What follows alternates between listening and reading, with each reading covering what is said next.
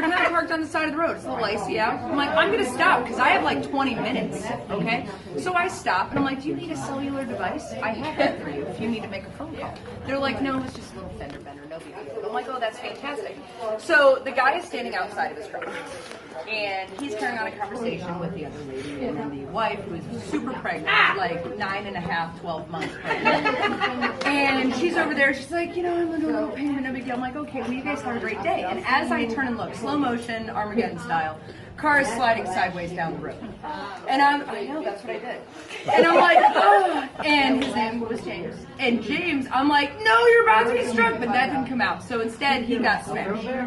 And he popped out like a zip between the car and his truck. And he goes up and over and lands over here. And I'm like, oh no! So I go over and he's like sitting there and I'm like, oh! And yes, I'm an EMT, but all of my skills go out the window as soon as somebody gets hurt. So I'm like, are you okay? And he's like, where are my shoes? And I'm like, okay, I don't know. Hold on, don't move. Do not move. I will find your shoes. And I'm like, do you need both or just one? I don't understand what shoes you need. And he's like, no, it's fine. He gets up, back of his skull is gone. I know, I panicked a little. I'm like, oh, that is not okay. I'm panicking at this point. And I'm still the only one there. And I'm like, everybody else is sliding down the road, things are on fire, babies are screaming. And I'm like, I don't know what to do. And I'm like, please don't move. And he's crawling. I'm like, please stop moving. And it was like, so then his wife, girlfriend, gets out of the truck and she's like, I think I have a problem. Well, at this point, I'm on the phone with my dispatch because I don't know what to do. I'm going to call 911 when I can just call my work and say everybody's dead.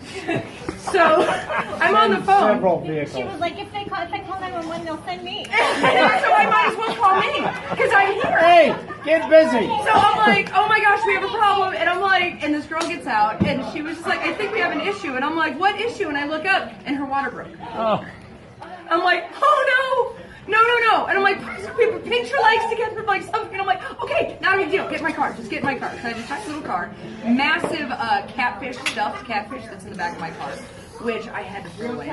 It was a stuffed catfish all over my front seat. Wow. And I rip off in my fit of awesomeness. I rip dun. off my shirt. It's like 20 below at. And I'm like wrapping it around his head. And I'm like, there's stuff falling out. And he's still not convinced he's in pain. He's JFK throwing up. kind of stuff. It was very JFK-esque.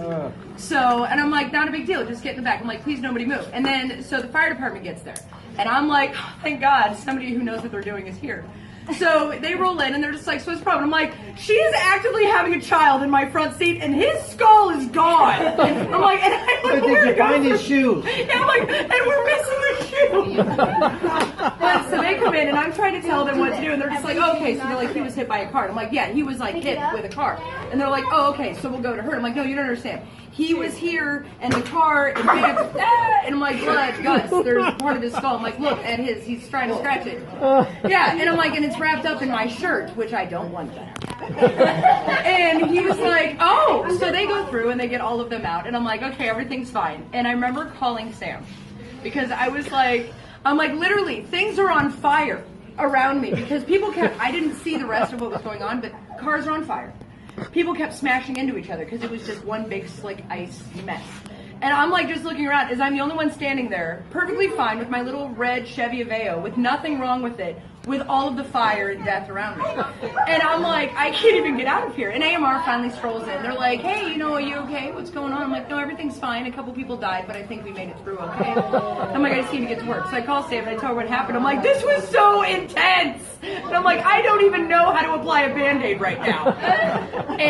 But we had gone through, and then I find out it was, what, 2-3 days afterwards. So they had gotten the number that was on the police report, and the guy left me a voicemail. And he said, I just want to let you know, we have a healthy baby girl.